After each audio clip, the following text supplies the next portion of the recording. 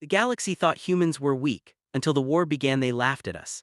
Every civilization across the Milky Way, the Vethkari with their crystalline minds, the Solunai who had mapped every star before Earth had life, the ancient Drachmal who had survived 3 galactic extinctions, they all looked at humanity and they laughed. And honestly, can you blame them? We arrived on the galactic stage small, fragile, soft-bodied creatures from a medium-sized planet orbiting an unremarkable star in the outer spiral arm of an average galaxy.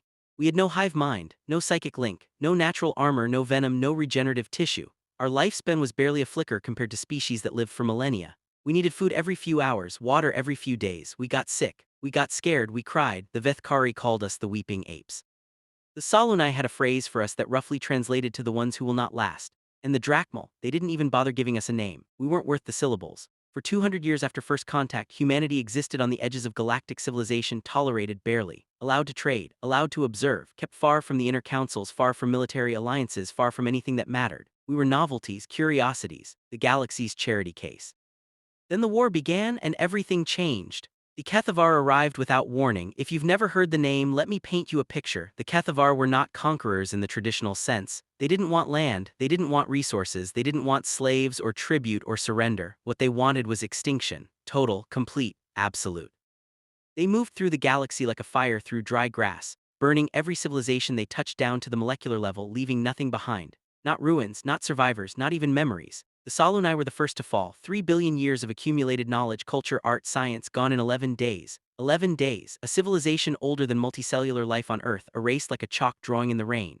The Vethkari mobilized their fleets. The greatest military force the inner galaxy had ever assembled. 7,000 warships, weapons that could crack a moon, shields designed to withstand a supernova's shockwave, commanders who had studied warfare for centuries. They lasted 3 weeks. 3 weeks against the Kethavar, and the Vethkari armada was dust. Panic spread across the galaxy like a shockwave. Species that had never known fear in living memory suddenly understood what it meant to be prey. The old alliances fractured. Every civilization retreated inward, pulling their fleets home, sealing their borders, going dark, hoping that if they stayed quiet enough, invisible enough, the Kethavar would pass them by. It didn't work, of course. The Kethavar didn't pass anyone by. And then the Kethavar fleet turned toward the outer spiral arm, toward Earth. The Galactic Council held an emergency session. Representatives from 47 species gathered in the Great Chamber at the heart of the conclave station. The debate lasted 6 hours. The conclusion took 6 minutes. Humanity would not be warned. There was no point, they said. Earth was already within Kethavar range. Warning humans would only cause panic in a species too primitive to evacuate, too fragile to fight, too young to have earned the cost of a rescue mission. Better to let them be taken quietly. A mercy almost. The weeping apes would never know what hit them. Ambassador Sarath of the Drachmal, the closest thing humanity had to a patron in the council, registered a formal objection. It was overruled in seconds. The vote was unanimous, 46-1. Humanity was on its own, but here's what the Galactic Council forgot. Here's what every species that ever looked down at us forgot. We had been on our own before. The Kethavar fleet entered the Sol system on a Tuesday morning. 1,700 warships, each one larger than a city. Their combined weapons output could have sterilized a planet in under an hour. By every mathematical model in the Galactic Council's database, Earth had approximately 4 days before total extinction. What the Galactic Council's database did not account for was Admiral Yara Osai. Yara Os had been a naval officer for 32 years. She had grown up in Accra, Ghana, the daughter of a marine biologist and a structural engineer. She had studied warfare not as an abstract science but as a human reality, messy, brutal, adaptive, deeply personal. She had fought in 3 conflicts before the Kethavar arrived. She had lost soldiers she loved. She had made impossible decisions under impossible pressure.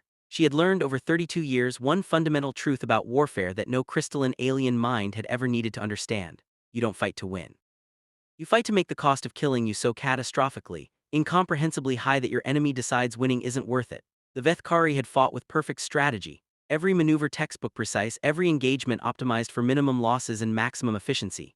They had fought like a machine. Yara Os fought like a human. What she did in those first 6 hours became known later across the entire galaxy. She didn't meet the Kethavar fleet in open space. She didn't arrange her ships in formation. She didn't follow any battle doctrine that any alien military analyst would have recognized as sane. She scattered. Every ship Earth had, and it wasn't many, a few hundred vessels, barely a footnote compared to the Vethkari armada, was sent to a different location.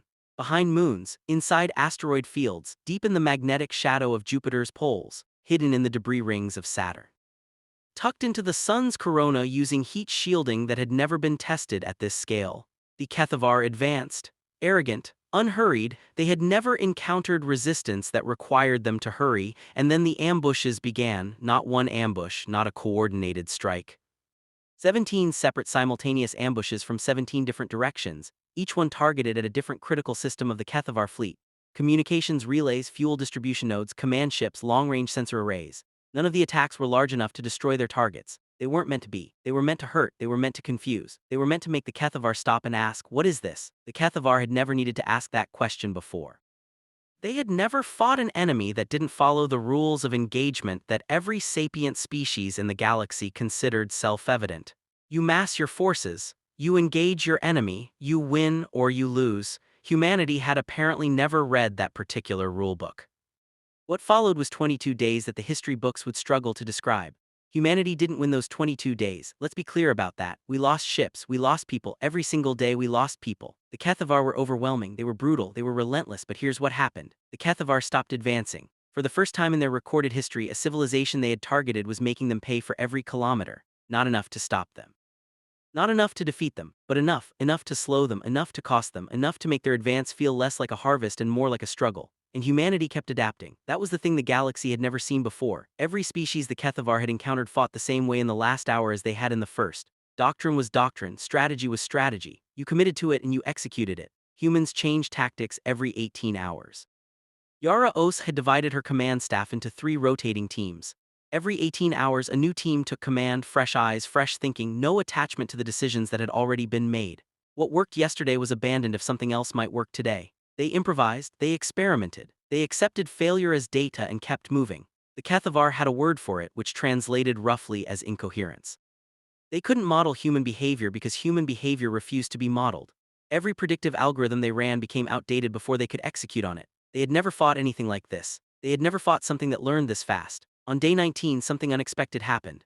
A Drachmal scout ship, running dark on the edge of the system monitoring what the Council had quietly admitted might be humanity's final hours, sent back a report. The Kethavar had broken formation, not retreating, not regrouping, something stranger. Their fleet, which had moved as a single unified entity for the entirety of their recorded campaigns, was fragmenting. Individual ships were making independent decisions. The coordinated advance had become erratic, inconsistent. The analyst who read the report looked at it for a long time, then she sent a second message to the Council. The humans are winning. Not winning the way the Vethkari had tried to win, not crushing the enemy, not destroying their fleet, not forcing a surrender. Winning a different way. The Kethavar had never encountered an enemy that wouldn't die on schedule. They had never encountered a species that could take losses that should be catastrophic and just keep going, keep adapting, keep finding new angles, new approaches, new ways to bleed them. They didn't know what to do with that. They had no protocol for it. On day 22, the Kethavar fleet did something that 47 species would spend the next century trying to understand. They stopped, just stopped, sitting in space inside the orbit of Mars, 1,700 warships that could crack a moon, and they stopped. No communication, no ultimatum, no demands, they simply stopped. Yara Oath stared at the tactical display for 11 minutes. Her staff was completely silent. Nobody moved, nobody spoke. Then she did the most human thing possible. She didn't celebrate, she started planning for what came next. What came next was a transmission, not from the Kethavar. From their targets, a species that the Kethavar had been driving before them, refugees who had been fleeing for 200 years. A species the rest of the galaxy hadn't known existed because the Kethavar had kept them moving too fast to make contact with anyone. They called themselves the Orient. And they told humanity something that made every other species in the Galactic Council go very, very quiet. The Kethavar had a weakness, not a military weakness, not a technological flaw, something deeper, something philosophical. The Kethavar had spread across the galaxy for 6,000 years, consuming civilizations because they had never encountered a civilization that confused them. Every species they had ever faced had fought in recognizable ways, suffered in recognizable ways, broken in recognizable ways. The Kethavar had learned to predict the moment of collapse and exploit it with mechanical efficiency. They had never computed for a species that didn't know when it was supposed to collapse. The Orient had studied the Kethavar for 2 centuries of running from them, and they had one conclusion: the Kethavar were not unstoppable, they were unfamiliar with being stopped. They had no framework for a war they couldn't finish. And a war they couldn't finish against a species that refused to behave like prey was to them genuinely deeply terrifying. The weeping apes had terrified the unkillable. The Galactic Council reconvened 48 days after the Kethavar stopped. The atmosphere was different this time. Ambassador Sarath of the Drachmal, the one who had voted to warn humanity and been overruled 46-1, stood up before the session officially opened. He was old by Drachmal standards. His carapace had gone pale at the edges, his movement slow with centuries of accumulated weight. He said simply, "We were wrong. Not about the vote specifically, about all of it, about what strength meant, about what made a species worth protecting, worth respecting, worth including in the community of civilizations that called themselves advanced. The Vethkari had been strong, 3 billion years of strength, and they had lasted 3 weeks. Humanity had been weak. And they had lasted 22 days and counting. Because strength, the old ambassador said, in a speech that would be translated into 200 languages and taught in schools across the galaxy for generations, strength is not about how much power you can project in a single moment. Strength is about what you do when everything is falling apart. Strength is about whether you keep thinking when you should, by all logic, have given up. The Kethavar were powerful, humanity was strong. And apparently the galaxy had never understood the difference. The war didn't end that day, it didn't end quickly. It lasted 11 more years, 11 years of brutal, grinding, galaxy-spanning conflict. It cost lives that can barely be counted. Human lives, Orion lives, the lives of species who came out of hiding after watching Earth hold and decided for the first time that maybe there was something worth fighting for. An alliance formed. Not the kind the Galactic Council had built, not a coalition of equals carefully calculating mutual self-interest, but something messier and stranger and more real. Species that had spent centuries avoiding each other, fighting each other, barely tolerating each other, found themselves fighting side by side because one small, soft, short-lived species from the outer spiral arm had shown them something they had forgotten. That the cost of giving up is always higher than the cost of going on. That confusion is not defeat. That losing ground is not losing. That sometimes the most powerful thing in the universe is a creature that doesn't understand it's supposed to be dead already. 11 years after the Kethavar stopped at Mars, they retreated, not destroyed, not eliminated, but broken in a way that mattered, broken in their certainty that the galaxy was theirs to consume. They pulled back to the deep dark, beyond the mapped stars, beyond the reach of the Alliance. Whether they would return someday nobody knew, but something had changed in the galaxy that could never be unchanged. On the day the last Kethavar ship vanished from sensors, there was a ceremony on the Conclave station. Every species in the Alliance sent a representative. Some species that had never sent a representative to anything sent one for this. They gave humanity a seat at the Inner Council, not out of charity, not out of obligation, out of something that translated across 47 languages and 20 different concepts of what it meant to feel as something close to awe. Yara Osai stood at the podium, older now, gray at the temples, her uniform worn at the collar from 11 years of almost never taking it off.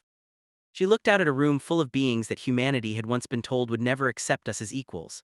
She paused for a long moment, then she said, we know what you thought of us, we know what we were to you, the weeping apes, the ones who will not last, we know." Another pause. "You weren't wrong exactly, we are small, we are fragile, we break easily. We cry at things that wouldn't register as significant to half the species in this room.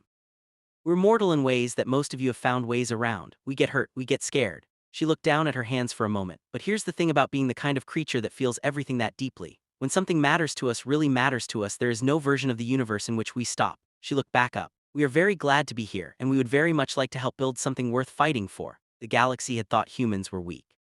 They had been looking at the wrong thing. They had looked at what we could withstand and not seen what we could endure. They had looked at how easily we broke and not seen how completely, stubbornly, impossibly we refused to stay broken.